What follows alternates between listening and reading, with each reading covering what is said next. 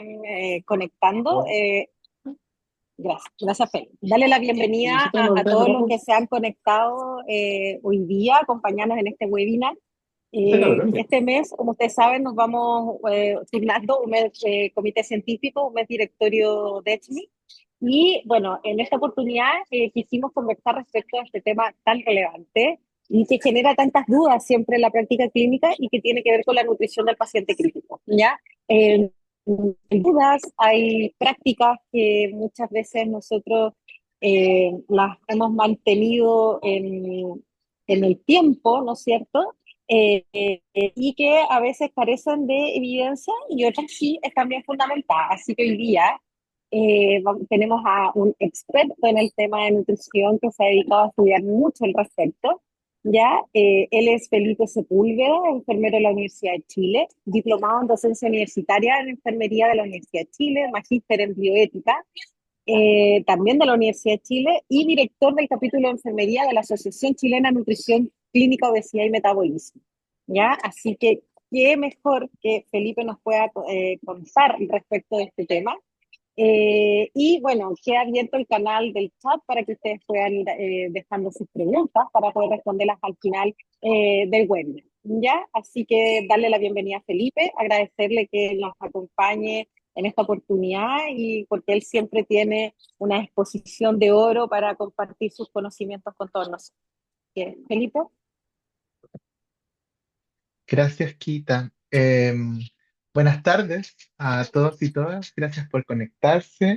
Qué honor y qué gusto estar aquí acompañado de casi 50 personas que tengan interés en hablar de este tema. Em, bueno, mi nombre es Felipe, soy enfermero clínico de la UCI, el Hospital Clínico de la Universidad de Chile. Vi por ahí unos saludos desde Buenos Aires, así que bienvenidos a todos. Y efectivamente me pidieron para este mes, para el webinar de este mes de la División de Enfermería de Sochimi, hablar de este tema respecto del volumen residual gástrico, que efectivamente siempre es muy polémico, muy preguntado, y quiero adelantarme a contarles que seguramente no les voy a poder responder las preguntas que tienen, pero sí les voy a mostrar eh, harta evidencia que hay al respecto, algunas reflexiones, y vamos a conectar esto con algunos conceptos relevantes respecto de eh, los desafíos actuales de la práctica de enfermería en cuidado intensivo en el mundo. Así que por eso pusimos este título, ¿cierto? Construyendo cultura de cuidado nutricional, porque en realidad, más que apuntar hacia lo procedimental, me parece que es lo menos interesante, la intención es que podamos reflexionar de manera más amplia respecto de la nutrición por un lado, pero también de la enfermería intensiva y cuál es el futuro de esta linda disciplina a la que nos dedicamos. Em, Eso voy a tratar de ajustarme a los tiempos. Voy a poner un cronómetro, pero quita por favor si llevo mucho rato me avisas, porque no suele ser mi habilidad lograrlo. Si Sí, no, escuchan no te un, preocupes. si escuchan un lloriqueo por ahí es porque aquí abajito mío está mi perrito, que es muy regalón, así que está aquí llorando. Bien, entonces la hoja de ruta para este webinar va a ser aprovechar por un lado de hablar de algunos elementos claves de nutrición clínica que no tienen realmente que ver con el tema en particular, pero me pareció que era importante destacarlos porque hay pocas oportunidades en que hablemos de nutrición en paciente crítico, sobre todo en espacios de enfermería. Y luego vamos ya a meternos en este mundo del volumen residual gástrico, que en realidad es hablar de tolerancia a la nutrición enteral. Les voy a mostrar un poco de evidencia, vamos a hablar de las brechas entre las recomendaciones y la práctica y les voy a mostrar finalmente algunas reflexiones finales para que podamos ir concluyendo. Entonces, nutrición clínica en paciente crítico es un tema gigantesco del que podríamos hablar muchísimo. Me parece que las ideas principales que debemos tener en consideración son, por un lado, que la desnutrición se asocia a las enfermedades, ese es un concepto relevante, la desnutrición relacionada a la enfermedad, porque el estado de inflamación se asocia al estado nutricional. Entonces, los pacientes críticos, por sus características fisiopatológicas, son pacientes que tienen alto riesgo de desnutrirse y las cifras en el mundo y en Latinoamérica son muy desalentadoras. ¿cierto? Y en la desnutrición hospitalaria llega a prevalencias cercanas al 50% y se concentra particularmente en los pacientes críticos. El- Tenemos un estudio del año 2017 en el que Agua, no el, tomo ahora. voy a dejar a algunos de ustedes de coanfitrión, quita, porque no puedo estar atento a todo. No puedo hacerlo. No importa. Eh, entonces les decía que la desnutrición la inflamación se asocia a la desnutrición, los pacientes críticos lo pasan muy mal al respecto y tenemos un estudio en 2017 sobre prácticas de cuidado nutricional en pacientes críticos en Latinoamérica que habla de... Gracias, Leo. Em, que habla de cifras de desnutrición que llegan a más del 70%. Entonces, esto es un tema muy relevante y seguramente la mayoría de nosotros en nuestra formación, tanto clínica como teórica, universitaria en cuidado intensivo, se nos ha enseñado poco o nada al respecto. Entonces, claves de nutrición en paciente crítico, primero es que la terapia nutricional debe ser de inicio precoz. El inicio precoz va a ser durante las primeras 24 o 48 horas. Si ustedes revisan una serie de recomendaciones de desmitificación de mitos que publican hace un par de años el grupo de Paul Wichmeyer sobre nutrición en paciente crítico, uno de los elementos que tocan es que un paciente crítico que no tiene contraindicación no debiese retardar el inicio de la terapia nutricional más allá del ingreso, ¿cierto? O sea, si recibe un paciente que no tiene una contraindicación absoluta para iniciar, debes iniciar al momento del ingreso.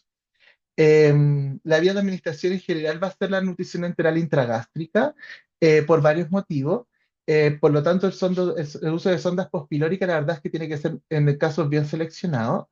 La nutrición parenteral es una herramienta a la que no tenemos que tenerle miedo y entonces su inicio no va a ser solamente cuando exista contraindicación para la nutrición enteral, sino que también puede utilizarse de manera complementaria cuando no podamos por un motivo u otro llegar a los requerimientos nutricionales de los pacientes. Em, Respecto a la forma de administración de la nutrición enteral, la administración continua sigue siendo la que tiene mejor evidencia porque parece ser la mejor tolerada. Hay cada vez más estudios respecto a administración intermitente con algunas horas de ayuno. Por ahora no tenemos elementos que la apoyen, ¿cierto? Que no hay beneficios clínicos directos de su uso. El progreso del aporte calórico en los pacientes críticos debe ser lento pero progresivo. Esto quiere decir que se acepta el inicio de la terapia nutricional de forma hipocalórica, cubriendo un 25 a 30% de los requerimientos en la primer día, pero debe ir avanzándose de manera continua y siempre monitorizando la posibilidad de que aparezca el síndrome de la alimentación. Y una cuestión que es muy relevante, bueno, el recálculo de requerimientos es súper importante. Las formas de calcular requerimientos son múltiples, hay algunas que son mejores que otras, que están poco disponibles, pero es importante saber que los pacientes críticos van cambiando sus requerimientos nutricionales durante la trayectoria de la enfermedad. Y va a haber momentos, como por ejemplo la fase anabólica, en que la recomendación va a ser aportar el 150% del requerimiento nutricional del paciente y eso puede ser un desafío súper importante.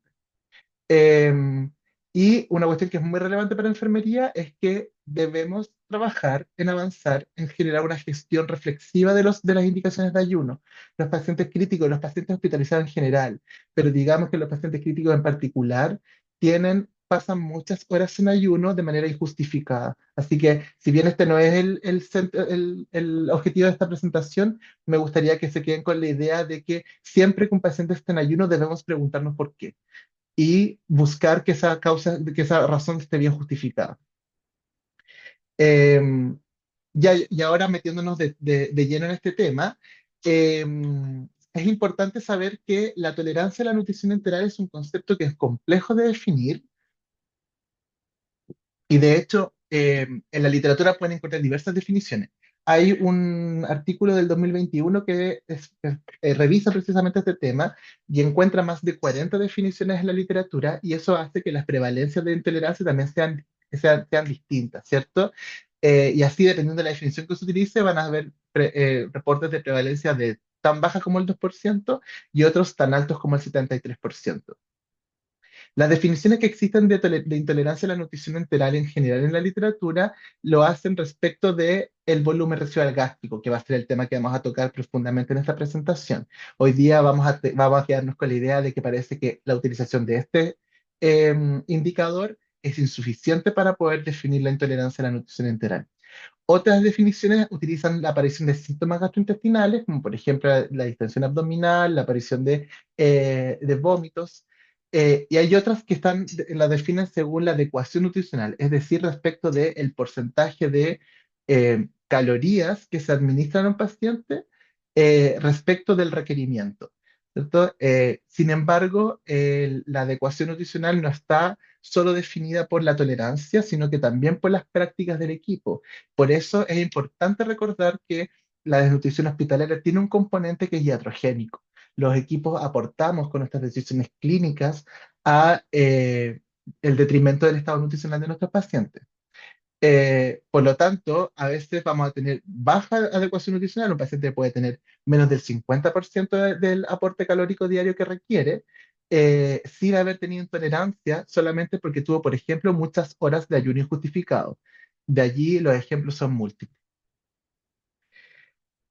Hoy día, entonces, para poder avanzar en el entendimiento de la tolerancia a la nutrición enteral, es importante que conozcamos el concepto de falla intestinal aguda.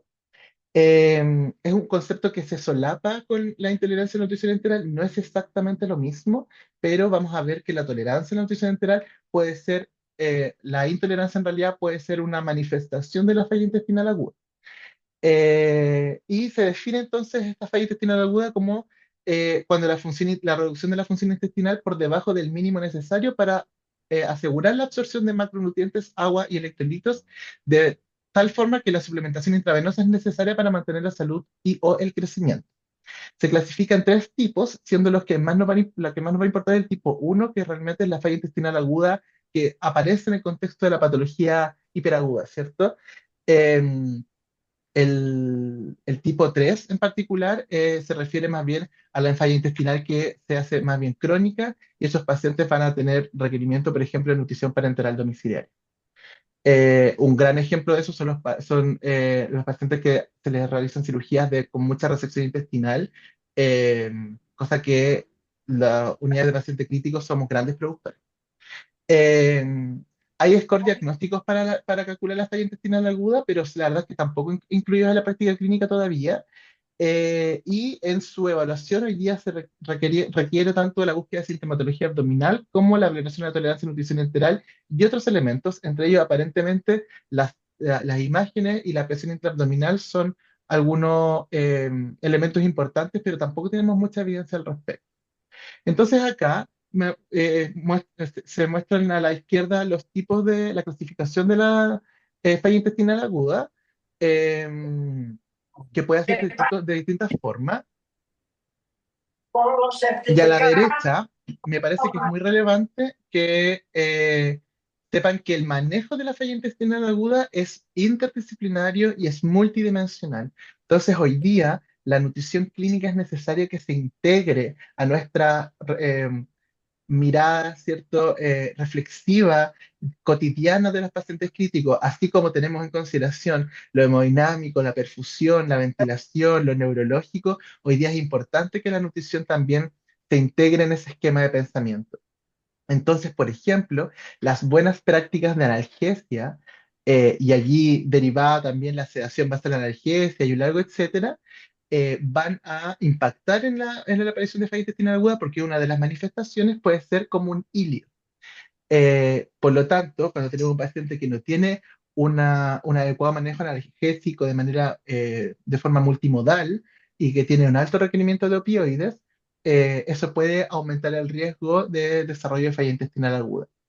Y así otros varios elementos, como por ejemplo la manipulación quirúrgica, la misma fisiopatología de la sepsis, algunos fármacos que pueden modificar la motilidad intestinal, etcétera. Así que en el fondo lo que quiero que entiendan con esto es que el abordaje debe ser multidimensional y no es únicamente nutricional. Hoy día, entonces, la disfunción gastrointestinal, que no es exactamente lo mismo que falla intestinal aguda, pero también se solapa, eh, se ha vuelto a considerar dentro del síndrome de disfunción orgánica múltiple. Si ustedes revisan los scores de gravedad de la disfunción orgánica múltiple, como SOFA, la parte gastrointestinal no existe, no está calculada. Esto existió en algún momento, pero hay alguien que ¿Qué tiene es el eso? micrófono abierto y no puedo.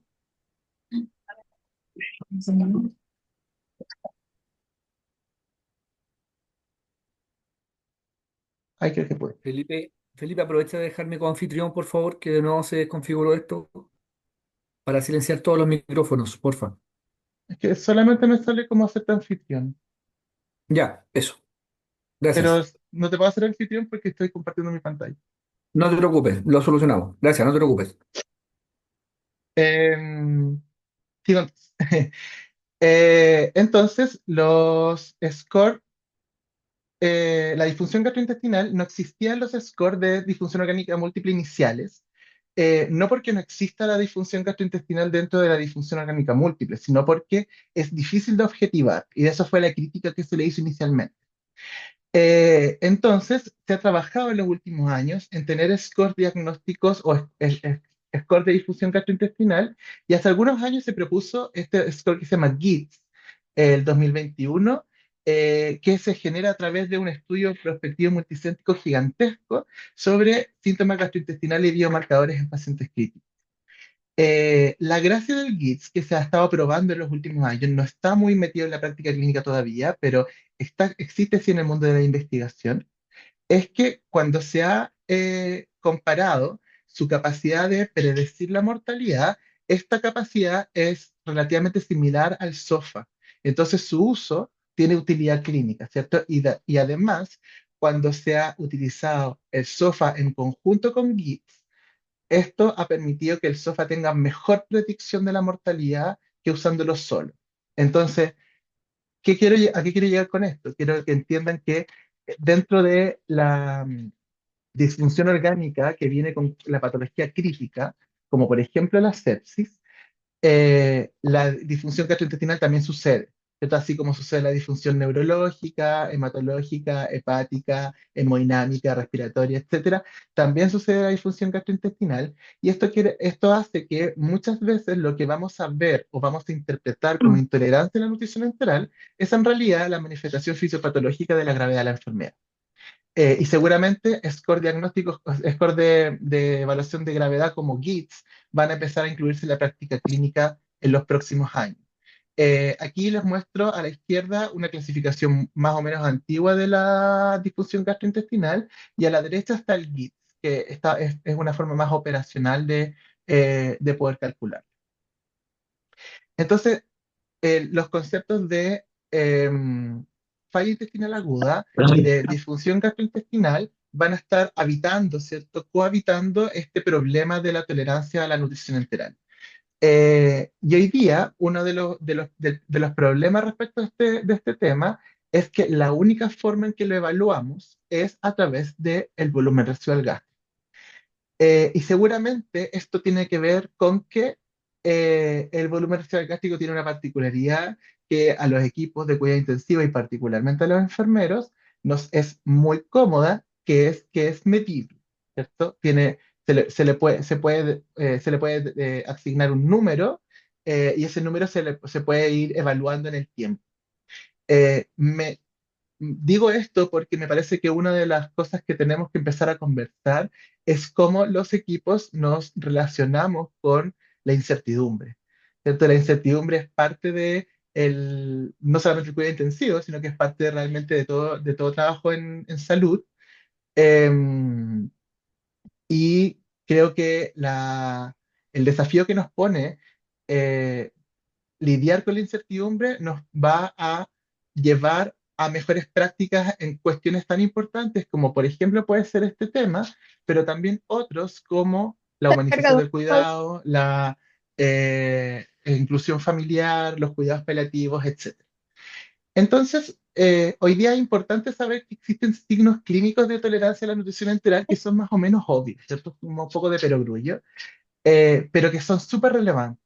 Entonces, la invitación hoy día es a buscar activamente signos clínicos, por muy inespecíficos que sean. A los enfermeros de intensivo nos molestan los signos inespecíficos, pero el dolor abdominal, la distensión abdominal, las náuseas, la diarrea y constipación en algunos casos, no en todos, pero al menos los primeros tres son buenos signos de tolerancia a la nutrición enteral que debiesen ser la primera forma de abordar este problema antes incluso de pensar en el volumen residual gástrico. Eh, ahora, ahora bien, el volumen residual gástrico sin duda que existe, ¿cierto? Seguramente la mayoría de sus unidades se mide y seguramente se mide de forma rutinaria. Y muchas veces confiamos en nuestras decisiones clínicas solamente en el valor del volumen residual gástrico. Pero este valor tiene un montón de conflictos y uno de ellos es que evidentemente solamente mide el funcionamiento del estómago y además solamente mide una función particular del estómago que es el vaciamiento. Eh, entonces hay que recordar que el tubo digestivo parte en la boca y termina en el ano del paciente. Eh, el estómago es una parte muy pequeña del tubo digestivo y la tolerancia a la nutrición enteral o la intolerancia realmente puede manifestarse en cualquier segmento del tubo digestivo. Entonces, un paciente que tiene buen vaciamiento gástrico, eh, pero que tiene signos de intolerancia, por ejemplo, que tiene dilatación de las asas colónicas, es un paciente que tiene altísimo riesgo de uso de la vía enteral. Incluso puede ser un paciente que sea un buen candidato a nutrición parenteral completa o usar solamente una pequeña dosis de nutrición enteral. Eh, Sin embargo, en la práctica clínica rutinaria, no nos fijamos en otros segmentos del tubo digestivo para poder tomar decisiones clínicas. Eh, Otro problema es que la medición del volumen residual gástrico no se hace de manera estandarizada, no se hace igual en distintas unidades. En algunos lados van a reinfundirlo, en otros lados van a eliminarlo. En la literatura describen medirlo a través de métodos gravitacionales, en otros lados lo que hacen es aspirar con una jeringa. Entonces, las prácticas son variadas y además no es menor recordar que la exposición del lumen interno de las sondas al volumen residual gástrico también la expone a mayor riesgo de obstrucción. Y los problemas mecánicos de la sonda son una causa de disminución del balance energético, ¿cierto? De los problemas que sufren los pacientes en las unidades críticas respecto del aporte suficiente para el requerimiento. Eh, Ahora bien, ¿qué dice la evidencia? El Los ensayos clínicos respecto de este tema llevan harto tiempo y hoy día hay varios ensayos clínicos disponibles, hay ensayos clínicos multicéntricos grandes disponibles e incluso hay un par de revisiones sistemáticas, al menos una revisión sistemática grande con metaanálisis, que es del 2019.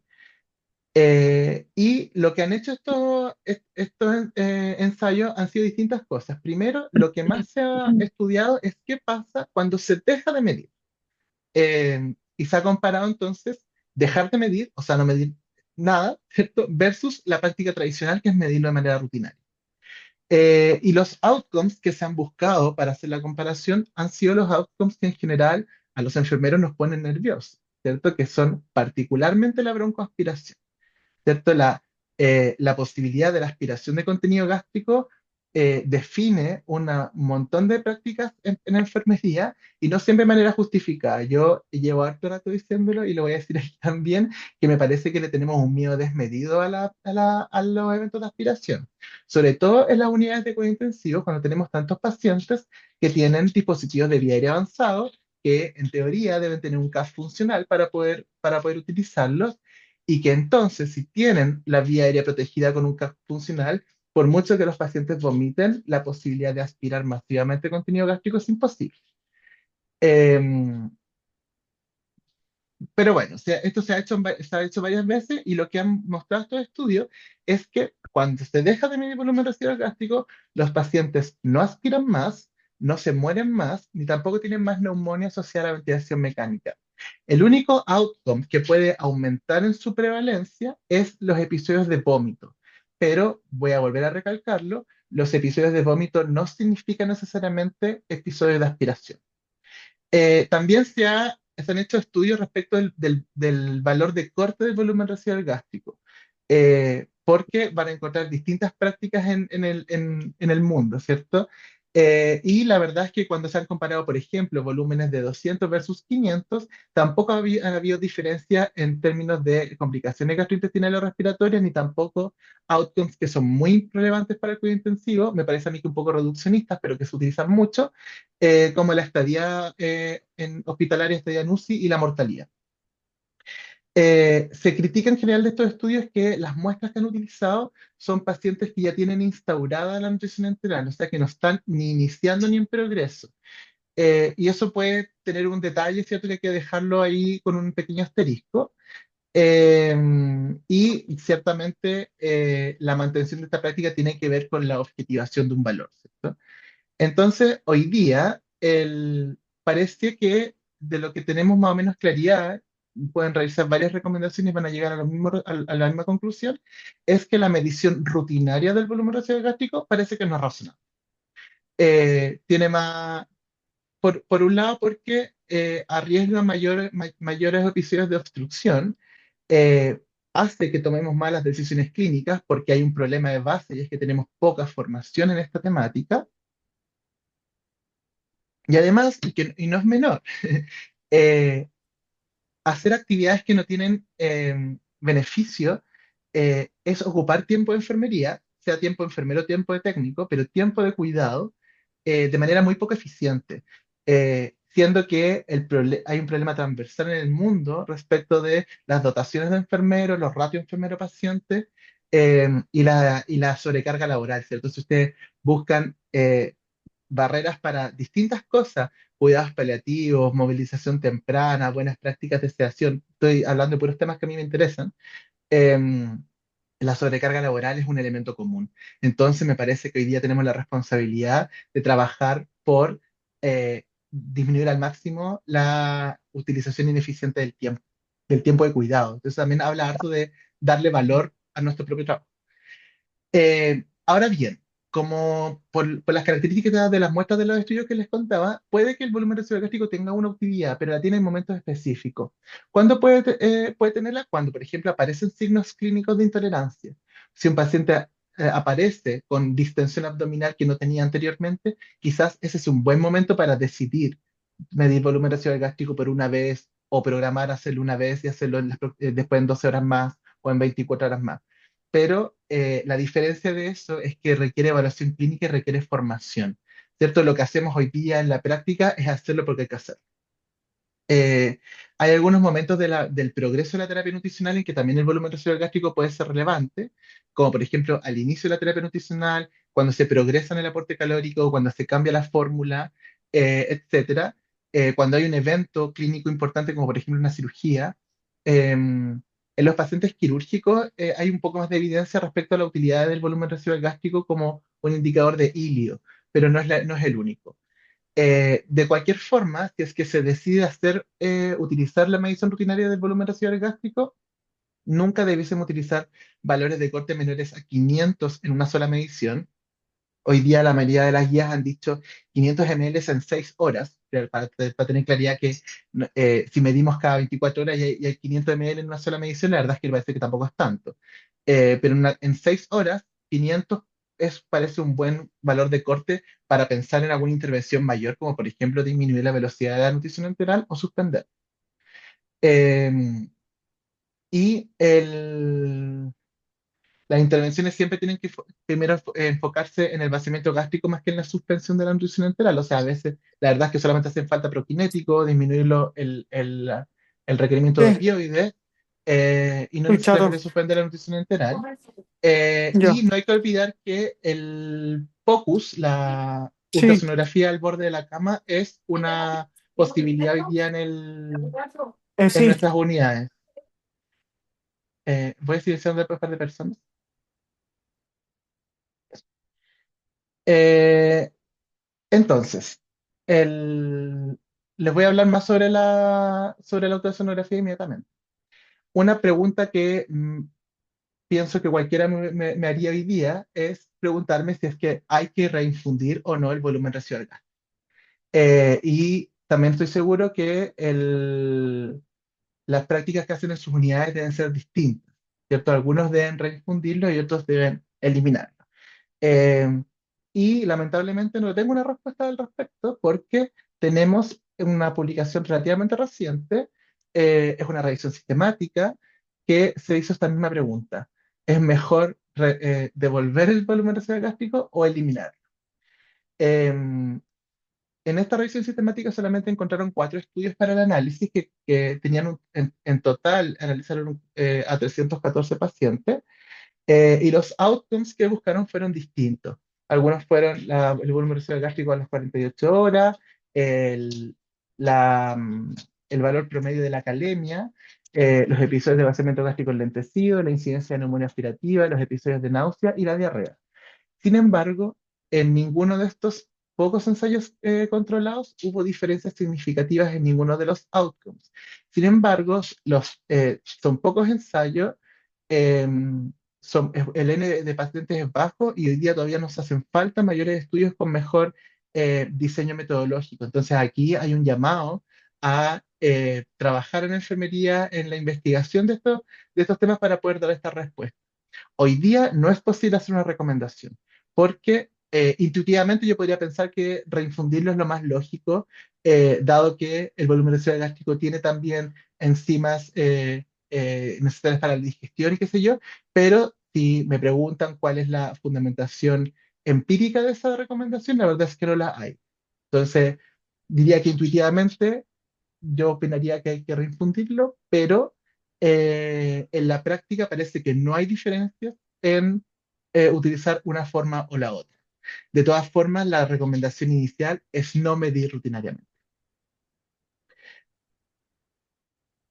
Entonces, respecto de la ultrasonografía, es una posibilidad hoy de utilizarla, sin duda.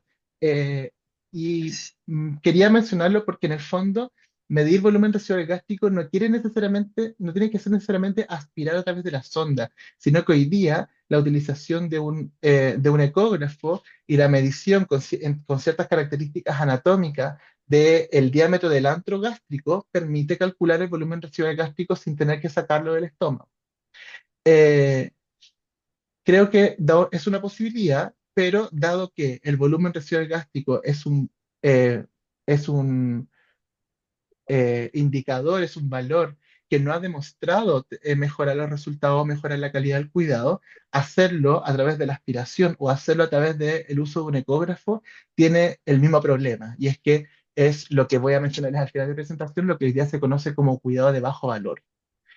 Em, entonces, me parece que hay que hablar de ultrasonografía, pero no necesariamente para poder reemplazar, para poder hacer medición de volumen residual gástrico, sino que hay que pensar que la ultrasonografía ya tiene un valor en la nutrición clínica y de hecho cada vez hay más estudios, y aquí les puse algunos ejemplos solamente, sobre el rol de la ultrasonografía en diversos elementos de la nutrición clínica, como por ejemplo la instalación de sondas, la verificación de la posición de una sonda, y también la búsqueda de signos de intolerancia a la nutrición enteral que sean mejores que el volumen residual gástrico, como puede ser, por ejemplo, algunos signos imagenológicos a nivel del intestino delgado o del colon. Eh, Esto a mí me hace pensar que hoy día tenemos la responsabilidad de pensar cuál es el currículum de enfermería intensiva en el uso de ultrasonografía, ¿cierto? Porque ciertamente que me parece que no tenemos que hacer ni aprender lo mismo que los médicos para utilizar un ecógrafo, pero también es cierto que las unidades críticas cada vez más tienen disponibilidad de ecógrafos que tienen muchas horas de tiempo perdido, que podrían utilizarse para mejorar el cuidado. Entonces, esa es una tarea que tenemos pendiente, tenemos que definir cuál es este currículum y creo que hoy día además tenemos que incluir esto en la formación de diploma y especialidad en enfermería intensiva, cosa que me parece que hoy día todavía estamos un poco en deuda. Em, Ahora, respecto al volumen residual gástrico, ¿qué dice la recomendación? Recomendaciones hay varias. Las chilenas son un poco antiguas, de hecho son del 2011, tenemos ahí también una tarea pendiente, pero ya en esas recomendaciones decían que recomendaban no medir rutinariamente y si es que se hacía, no utilizar valores de corte menores a 500 ml en una sola medición. Aquí les puse algunas un poco más nuevas.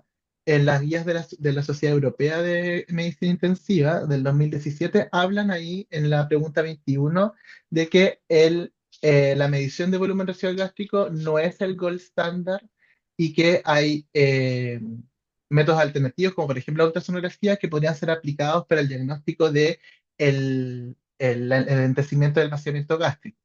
Eh, Vuelvo a mencionar que el valor de volumen residual gástrico obtenido por medición o por ultrasonografía igual me parece que tiene poco valor.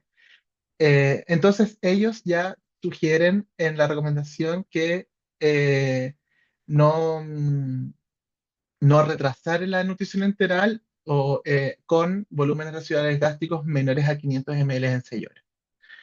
En la guía clínica de ESPEN, que no está publicada completamente, sino que fue revisada y parcialmente actualizada en 2023.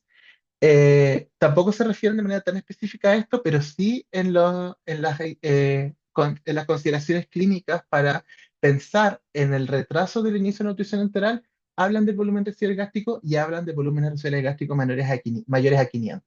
Entonces también se refiere un poco a lo mismo. Y por acá, este es del 2021, la revisión Cochrane sobre esta temática llegó a una conclusión que es bastante común de ver en Cochrane, que es que no hay suficiente evidencia para poder recomendar la práctica. Pero es importante saber entonces que cuando revisan en Cochrane, que hacen unas grandes revisiones sistemáticas de la literatura, em, llegan a la conclusión de que la evidencia que sustenta esta práctica, la verdad es que es de muy baja calidad. Ahora bien, esto es algo que lo hablamos frecuentemente y seguramente muchos han escuchado anteriormente que el volumen de ácido gástrico está como medio obsoleto, que no hay que hacerlo, que las mediciones tienen que ser, los valores, los cortes tienen que ser más bien altos, eh, pero parece que hay una brecha súper grande entre lo que dice la evidencia y lo que se hace en la práctica. Por eso les quise traer algunos estudios que se han dedicado a mirar esto en los últimos años, como por ejemplo este, que es del 2018. Son puros estudios que lo que usaron fueron cuestionarios que fueron enviados a enfermeros de cuidado intensivo. En este fue enfermeras de UCI de Turquía y Bélgica, el N fue de 480 personas, y 2018, ¿cierto? La mayoría de las recomendaciones que les mencioné ya existían y otras más. Y el 2018, en Turquía y Bélgica, el 92% de los enfermeros reportó que medían rutinariamente volumen residual gástrico. Y de hecho, el 22% lo hacía cada 4 horas y el 23% cada 6 horas. O sea, la mitad de la muestra lo medía por lo menos cada 6 horas, por lo menos 4 veces al día. Eh, y el 92% sí declaró que había un valor común en la unidad en la que trabajaban para considerar cuándo el volumen residual gástrico era alto. Yo ahí les invito a pensar cómo funciona en sus unidades, porque lo que yo veo en la práctica clínica es que distintos enfermeros, distintos profesionales toman distintas decisiones respecto del mismo volumen. Eh, y de estos profesionales, el 45% dijo que el valor de corte que utilizaban estaba entre 50 y 200 ml. Entonces, además hay utilización de valores de corte muy bajos. El 44% dice que cuando tienen volumen residual gástrico alto, lo que hacen es pausar la nutrición enteral entre 6 a 24 horas. O sea, un paciente que tiene un volumen residual gástrico de 200, por ejemplo, que hoy día consideraríamos completamente fisiológico, se gana 6 horas de ayuno eh, sin ninguna justificación, y eso repercute en que no logra sus requerimientos calóricos y eso se asocia a un montón de complicaciones en el corto y en el largo plazo que son medias invisibles, me parece, para los equipos, pero que existen. Eh, Acá el 76% reinfundía el volumen residual gástrico, el 18% declara seguir alguna recomendación de buena práctica clínica, a pesar de que la mayoría hace medición rutinaria. Y una cuestión que me parece que es importante destacar es que en este estudio las enfermeras con más experiencia eran las que más medían volumen residual gástrico de manera rutinaria. Lo que creo que nos enfrenta a el peso que tiene para nuestra disciplina la tradición. En este otro estudio más nuevo, ¿cierto? Este es publicado en el 2024, en Reino Unido, en 4 UCI, son 273 enfermeras, el 90% medía volumen residual gástrico entre 4 a 6, de cada 4 a 6 horas, ¿cierto? Lo hacía de manera rutinaria. El Felipe, 82% lo dice, dime, Leo. Felipe, estamos 10 minutos, por si acaso. Ya, creo que voy bien. El 82% dice que lo hace para evaluar la tolerancia a la nutrición enteral, pero el 13% dice que solo lo hace por seguir un protocolo institucional. Eso también es un dato relevante. La mayoría además reportó que se sentiría preocupado si es que se dejara de medir volumen residual gástrico de manera rutinaria, y que la toma de decisión se basa principalmente en el volumen del volumen residual gástrico. Y ahí el volumen promedio fue 350. Y en este otro estudio, que es de Latinoamérica, también es relativamente reciente, es del 2018, es un estudio en Sao Paulo con casi 600 enfermeros. Esto no fue solamente en cuidado intensivo, eso sí, y tampoco fue solamente en adultos, fue en enfermeros de todo tipo de escenarios. Y el 83% medía volumen residual gástrico de forma rutinaria, y de los enfermeros que trabajaban con adultos, el 45% utilizaba valores de cortes de 200 ml para suspender la nutrición enteral, completamente alejado de lo que dice la evidencia. La mitad reinfundía el volumen residual gástrico, y el 30% de esta muestra declaró que no sabía por qué hacía esta práctica. Entonces yo les quiero invitar a pensar en este concepto, la práctica basada en la tradición. Hoy día, en la época de la evidencia científica, es cada vez más relevante hablar de la enfermedad basada en la evidencia y la práctica basada en la evidencia. Y se ha construido un gran marco teórico para entender qué es la práctica basada en la evidencia, cómo se hace, cómo se implementa la práctica basada en la evidencia. Em, Sin embargo, con el tiempo nos hemos dado cuenta que parece que la implementación de la práctica basada en la evidencia no hace de manera automática que la práctica basada en la tradición se desimplemente. Y por lo tanto, en los últimos años ha habido cada vez más producción científica respecto de este problema, que es la práctica basada en la tradición y cuál es el marco teórico para la desimplementación de una práctica. En este estudio, por ejemplo, que es un estudio cualitativo, respecto a práctica basada en la tradición, llega a varias conclusiones relevantes. Primero, las enfermeras que participaron en este estudio dicen que sentían incertidumbre sobre cómo saber si una práctica estaba basada en la evidencia empírica. Y eso habla de que los enfermeros tenemos una brecha de formación metodológica que nos permite hacer esa comprobación. Entonces, dependemos mucho de otras personas para poder hacer ese proceso. Además, los enfermeros en general dicen que asumen que los protocolos institucionales explicarían la racionalidad empírica de sus instrucciones, eh, y por lo tanto dicen que las enfermeras que se basan en los protocolos institucionales, que piensan que los protocolos institucionales están basados en evidencia empírica, pero en la práctica eso no es así, ¿cierto? Entonces, mientras la evidencia no converse también con la forma de hacer gestión institucional, también esto va a ser un problema. Las enfermeras percibían tener pocas herramientas para identificar los procesos que permiten verificar la evidencia, a pesar de que tenían un genuino interés por mejorar su práctica clínica. Muestran ahí un poco cuáles son las fuentes de información que utilizan, y además al final hablan que las enfermeras reconocen cierta comodidad en la rutina y dificultad para cambiar las prácticas. Esto ha sido estudiado desde otras miradas, y la resistencia al cambio es un concepto que existe en la enfermería, y de hecho también existe el concepto de fatiga por el cambio. Entonces, cuando los cambios son muy continuos, múltiples, ¿cierto? Por todos lados, y hay poca participación de los enfermeros, los equipos en general lo que hacen es responder con resistencia. Eh, Eso nos habla también de cómo se implementan los protocolos. Entonces, la solución tampoco es implementar de manera asimétrica, vertical, o sin participación un protocolo construido entre pocas personas. Entonces, esto hoy día es un problema importante en la enfermería y se ha llamado esto el cuidado de bajo valor. Les recomiendo mucho leer esta editorial publicada en 2024 por estas enfermeras que les dejé por ahí puestas, ¿cierto? Que hablan sobre el problema de la deimplementación del cuidado de bajo valor en la práctica de la enfermería cuidado intensivo. Hablan estas autoras que hay tres tipos de cuidados de bajo valor. Uno es el cuidado que tiene muy poco o nada beneficio para los pacientes y que por tanto es inefectivo. Eh, por otro lado, en los cuidados cuyos posibles beneficios no son proporcionales a los costos, por tanto son ineficientes. Y el cuidado en el que el riesgo es mayor al beneficio y por tanto son un cuidado inseguro. El volumen residual gástrico es el ejemplo que utilizan en este artículo para hablar de este problema. Y esto se consideraría entonces un cuidado inefectivo. Eh, un ejemplo interesante de esto es la campaña que se hizo en Reino Unido que se llamó Gloves Off. Eh, es del 2018, pero se implementa en la Sociedad de Cuidado Intensivo el 2023. Y es que hay evidencia de aumento de transmisión de microorganismos, aumento excesivo de los costos y además aumento del daño medioambiental porque los equipos utilizan de manera indiscriminada los guantes de procedimiento y se utilizan para procedimientos que no lo requieren y además disminuye la oportunidad de la higiene de manos. Entonces, hacer cosas que no tienen valor también tiene impacto clínico negativo.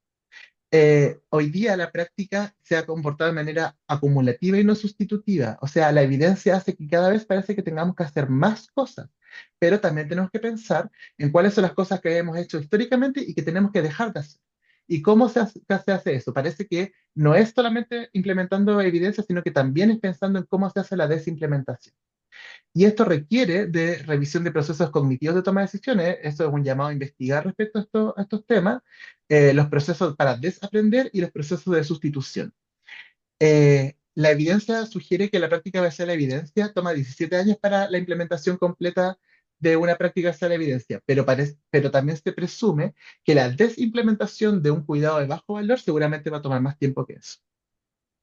Lo último que les quiero comentar para redondear el tema es que el concepto entonces de disfunción gastrointestinal en el síndrome de disfunción orgánica múltiple aún necesita ser integrado por el equipo de cuidado intensivo. Yo les invito a pensar que muchas veces lo que ustedes van a estar interpretando como intolerancia a la nutrición enteral es disfunción gastrointestinal y por lo tanto no hay que echarle la culpa a la fórmula enteral, sino que hay que pensarlo en términos de la gravedad del paciente. La valoración de la tolerancia es un proceso complejo, es multidimensional e inespecífico muchas veces y tenemos que aprender a lidiar con la incertidumbre y que requiere signos clínicos, también uso de imágenes, por ahí el POCUS es una gran herramienta y apoyo en equipos interdisciplinarios y especializados. Ciertamente es relevante tener equipos de nutrición y ojalá equipos que integren enfermeros en ellos. Existe suficiente evidencia para afirmar que la medición rutinaria del volumen ácido gástrico es innecesaria. La medición guiada por síntomas, que también se ha estudiado en algunos estudios, no ha mostrado tampoco tener mejores resultados. Existe una necesidad de mayor y mejor formación de nutrición clínica en enfermería intensiva y ese es un gran llamado de atención para todos nosotros, para todos quienes hayan hecho diplomados, programas de especialidad, que dirijan alguno de estos programas, les invito a pensar cuántas horas de nutrición clínica hay en sus programas, si es que hay algo pensado en nutrición clínica y además nutrición clínica que tenga que sea contextualizada a las necesidades de enfermería. Y la medición del volumen residual gástrico entonces constituye hoy día un cuidado de bajo valor y poder desimplementarlo parece que no requiere solamente tener evidencia y recomendaciones, sino que requiere que pensemos de manera muy compleja por qué nos aferramos tanto a la tradición y cómo cómo se piensa un modelo para la desimplementación de una práctica que no genera beneficio y que sin duda sobrecarga a los equipos de manera innecesaria. Así que eso es lo que quería comentar con ustedes. Muchas gracias por la atención. Voy a dejar de compartir ahora.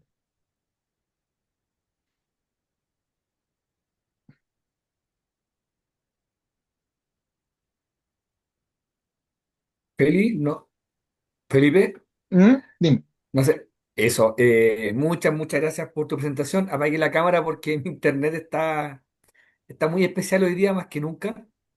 Hay muchos comentarios en el chat, pero antes de partir, que también está Jessica, nuestra presidenta de la división. Jessica, si quieres mencionar algo. Sí, bueno, yo cuando iniciamos la reunión, el webinar, le había dado las gracias a Felipe, pero quiero reiterar mis agradecimientos porque muy clara la presentación. Yo creo que nos aclaró, en lo personal, me aclaró hartas dudas al respecto, que si bien él dice, bueno, hay cosas que no puedo responder y decir si se hace, no se hace, o si se recomienda o no se recomienda. Creo que aclaró muchas cosas que desde la tradición, como bien dices tú, Felipe, acostumbramos a hacerla. También yo que llevo hartos años involucrada en el mundo del intensivo, cuando yo partí, recuerdo que incluso uno esperaba a que el paciente estuviera estable para partir recién la nutrición. Con el tiempo, por suerte, se fue evidenciando que era una mala práctica, que había que iniciar precozmente la nutrición y así fuimos cambiando una serie de prácticas que me gusta este concepto, que es como el basado en la tradición. Pero claro, todavía nos quedan dudas, todavía hay campo, mucho campo para investigar y para seguir cuestionándonos qué es lo que hacemos. Me atrevería a decir que es un poco lo que yo he visto, que la mayoría de las unidades de cuidados intensivos hoy día siguen midiendo residuo gástrico de forma rutinaria y también muchos, y lo usan también mucho en relación a este concepto de que evita la microaspiración. Y sabemos que hoy día ya sabemos que eso no es así, de hecho no están en las recomendaciones de prevención de neumonía asociada a la ventilación mecánica. Entonces el llamado lo tomo y el llamado es a cuestionarnos el por qué estamos haciendo ciertas cosas.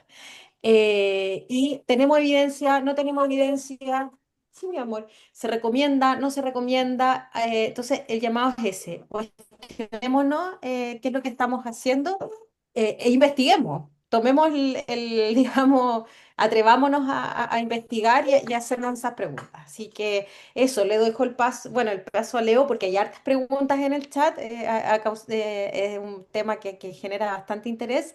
Así que les doy el paso y solamente quería hacer esta reflexión en relación a lo que hacemos por tradición, porque el protocolo lo dice, pero tampoco nos preguntamos por qué el protocolo lo dice, y así, ¿ya? Así que gracias, gracias Felipe. Me sumo al agradecimiento, Felipe, que te da Jessica, y también siempre tener tu gran disposición para con la división. ¿Ya? Así que de todos y todas estamos muy agradecidos por contar contigo. Y sobre todo la reflexión que haces con respecto a las prácticas, como lo mencionó Jessica recién, de las prácticas que están incorporadas. Viendo un poco algunas preguntas que hay, porque por interno también llegaron preguntas de todo tipo, eh, la, la que es clásica, y yo sé que te hemos conversado en anteriores, en otra instancia académica, la alimentación en bolos, la alimentación continua, la alimentación de manera más intermitente, etcétera. En lo que has podido estudiar, ¿qué nos puedes recomendar? El, Gracias por los comentarios y las preguntas. El, En paciente crítico, como lo dije de manera muy superficial durante la presentación, la verdad es que no tenemos evidencia que avale alguna otra forma de administración que no sea la continua. Me parece que la administración en intervalos menores a 24 horas, por ejemplo, en 20 horas, obedece más bien a razones prácticas. ¿Por qué? Porque sabemos que los pacientes críticos no alcanzan sus requerimientos calóricos. En Latinoamérica, los datos que tenemos es que el 40% de los pacientes no alcanza el 90% de su requerimiento calórico, eh, incluso cuando el requerimiento puede estar calculado con métodos que no son los mejores. Em, entonces, a veces cuando se utilizan menores cantidades de horas para calcular el tiempo en el que tiene que pasar el volumen de nutrición enteral para alcanzar el requerimiento, en realidad obedece a que en 24 horas en la práctica logre llegar a ese volumen porque hay una serie de interrupciones de la nutrición enteral que no tienen justificación.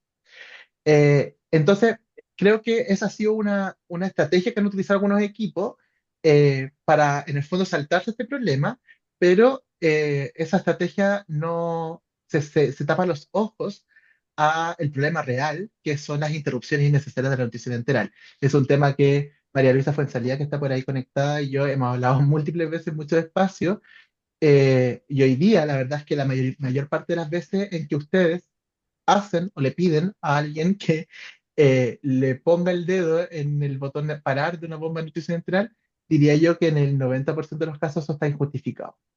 Em, Eso por un lado. En las personas, en personas sanas, hay evidencia respecto de la utilidad de los periodos de ayuno nocturno, pero eso no ha sido replicable en los pacientes críticos. Por lo tanto, hoy día no tenemos evidencia que avale la alimentación ni en bolo ni intermitente de la nutrición enteral en los pacientes críticos. Eh, También pareciera que toda la alimentación que no es continua tiene menor tolerancia. Eso es como lo que puedo aportar. La verdad es que no hay, en nutrición clínica hay un gran problema respecto de la calidad de la evidencia. Eh, entonces, les invitaría a pensarlo así, como, bueno, no, nos ha servido, por ejemplo, hacerlo en 20 horas, pero nos ha servido porque hay un problema más profundo, y es que paramos la nutrición integral por lo que sea. Gracias, Felipe. Sí, y la evidencia va cambiando. Que la guía Aspen, que la guía ESPEN, que una da una respuesta. Hace poco salieron unas recomendaciones de la Asociación Francesa que dice tal vez no tanta proteína, menos calorías. Entonces, hay harto para la misma pregunta clínica. Hay a veces más de una opinión y otras veces no se responde la pregunta clínica en ninguna guía clínica. Con respecto a lo mismo, Feli, hay otra pregunta importante que sale acá, que hay prácticas que se hacen en algunas instituciones que dicen que antes de la administración de un medicamento, hacer una aspiración de la sonda nasogástrica. Yo me imagino que la pregunta va, o la medida lo hacen por un tema de seguridad de la sonda, de que esté bien instalada. Eh, ¿Qué opinas frente a eso?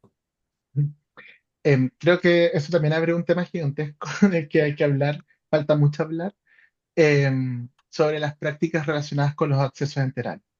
Em, Efectivamente, aspirar una sonda que ya tiene verificada su posición cuando fue instalada a ciegas, y con eso me refiero a que se hayan utilizado buenos métodos para la verificación de la posición, o el gold standard, que es la comprobación radiográfica, y esos buenos métodos no incluyen la auscultación epigástrica, muy mal método, práctica cuidado de muy bajo valor.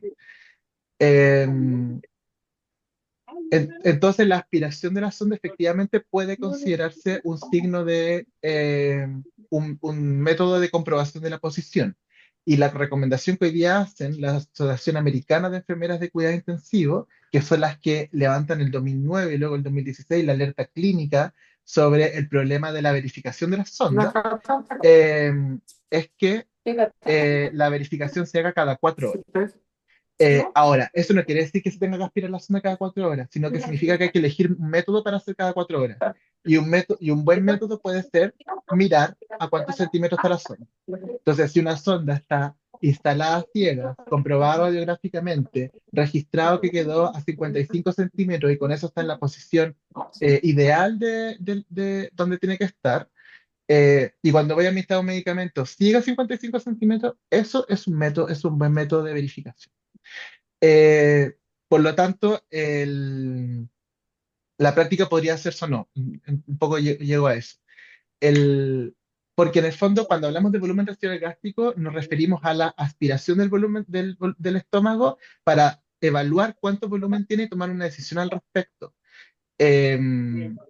Pero esto no es lo mismo, por ejemplo, que un lavado gástrico. Un lavado gástrico requiere aspiración y ahí no tiene nada que ver con esto, ni tampoco necesariamente con la verificación de la posición de la sonda. Ahora, hay otros métodos que no requieren aspiración. Eh, Así que ahí yo creo que la invitación es que sigamos hablando de esto. Es un tema que creo que en nuestra sociedad, en nuestra división en particular, hemos tocado muy poco, y hay harta evidencia sobre el tema de los accesos enterales.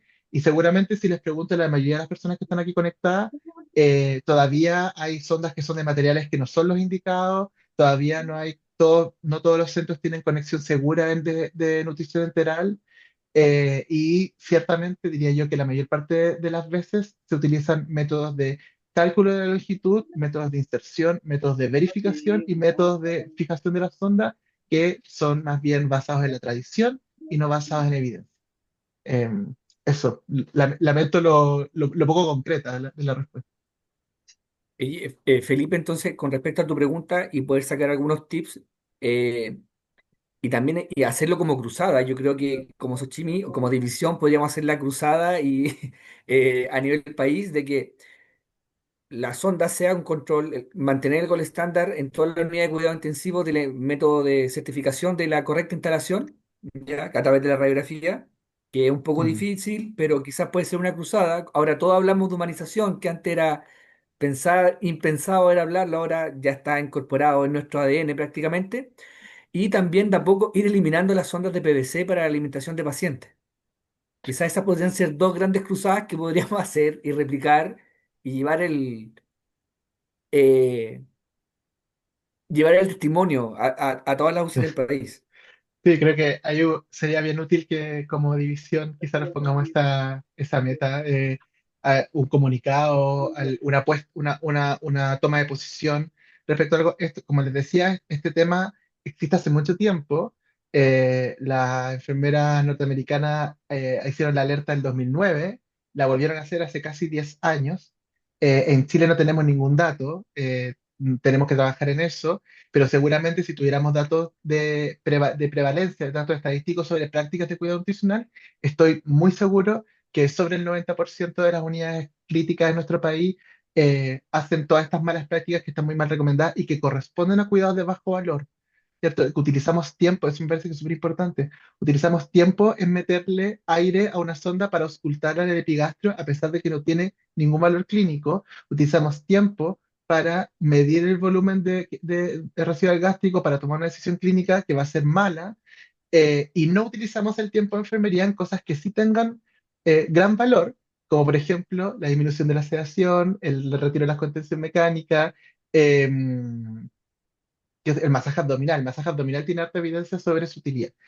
Eh, Así que sí, estoy súper de acuerdo contigo, Leo. Creo que dos grandes elementos, no es sobre particularmente tolerancia, pero sobre sondas.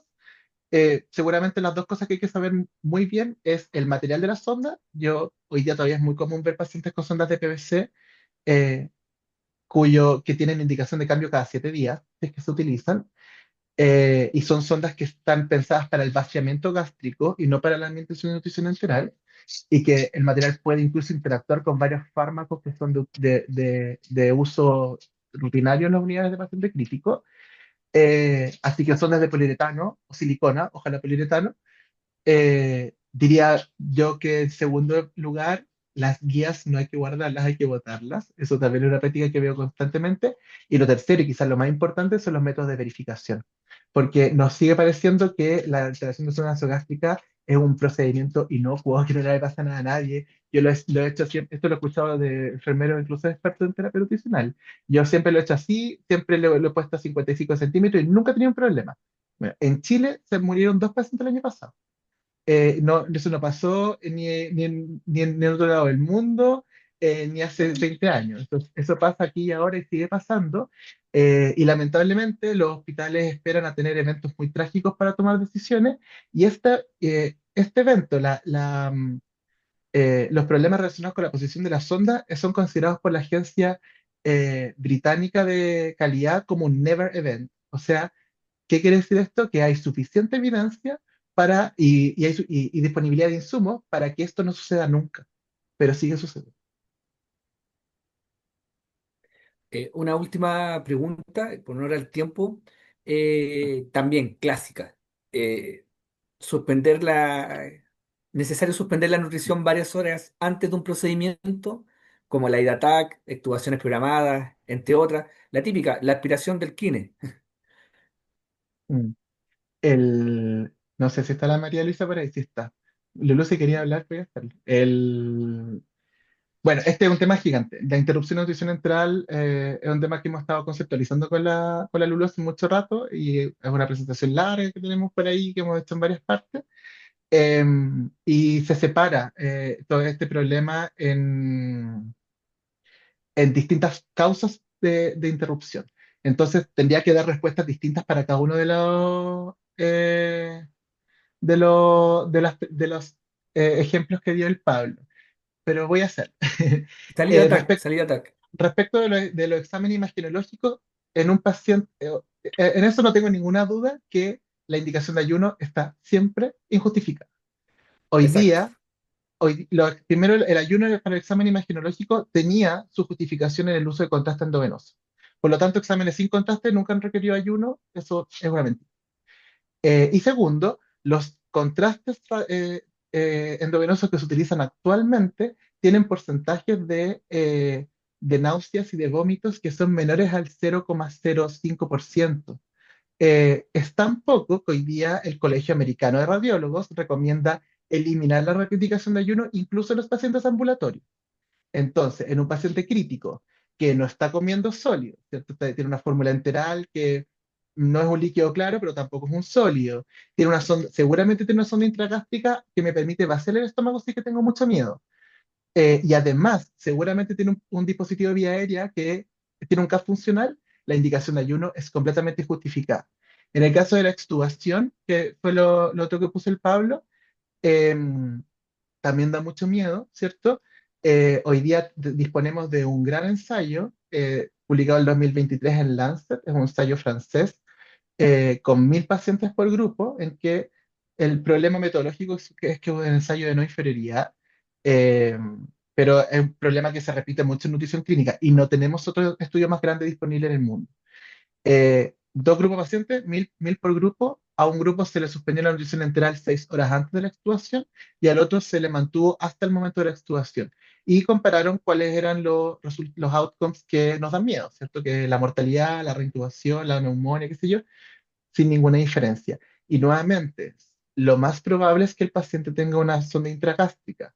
Por lo tanto, si yo llego al momento de la extubación y aún tengo mucho miedo, puedo vaciar el estómago y extubarlo sin ningún problema, porque lo que fisiológicamente puedo vomitar es lo que está entre el cardias y el píloro. No se puede vomitar lo que hay después del píloro porque esa es la función del esfínter. Entonces, por eso les vuelvo a recalcar que la mayor parte de las indicaciones de suspensión de nutrición enteral están injustificadas. También suspenderla para bajar la cabecera a la cama, injustificado. Para ir a escáner, injustificado. Para ir a pabellón, en la gran mayoría de los casos, injustificado y exagerado. Sí, todavía me acuerdo hace hartos años atrás, antes de la pandemia, en un congreso, una nutrióloga fue a darnos una presentación sobre esto, de las causas de suspensión.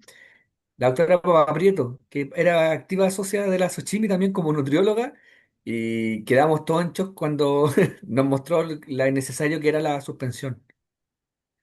Hace harto tiempo atrás y es una práctica que todavía mantenemos. Sí, Eh, pueden pasar días en ayuno por cuestiones que no tienen sentido. Y fui hace poco a una jornada de enfermería y también me pregunta cuánto tiempo para usar nutrición enteral para extubar.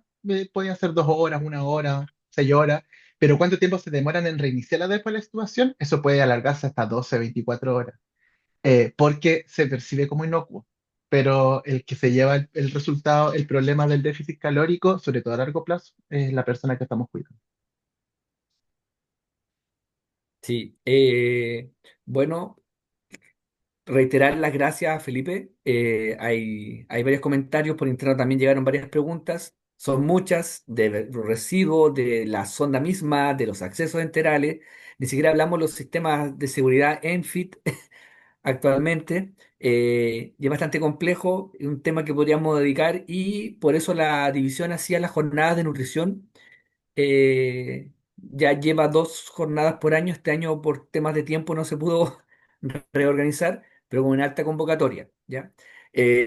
Sí, pero es algo que se puede retomar y eso es lo bueno. Y por eso hicimos este webinar también. Eh, Kita está grabando la presentación, así que posteriormente es la idea de subir todos los webinars que hemos hecho de cosas prácticas y cosas clínicas para nuestras UCI. Quiero agradecer a todos también por la alta asistencia que tuvimos. Llegamos a tener un pic de aproximadamente 64 personas, parece que recuerdo haber visto. Y también nuevamente a Felipe, muchas gracias, siempre su gran disponibilidad y a compartir sus conocimientos.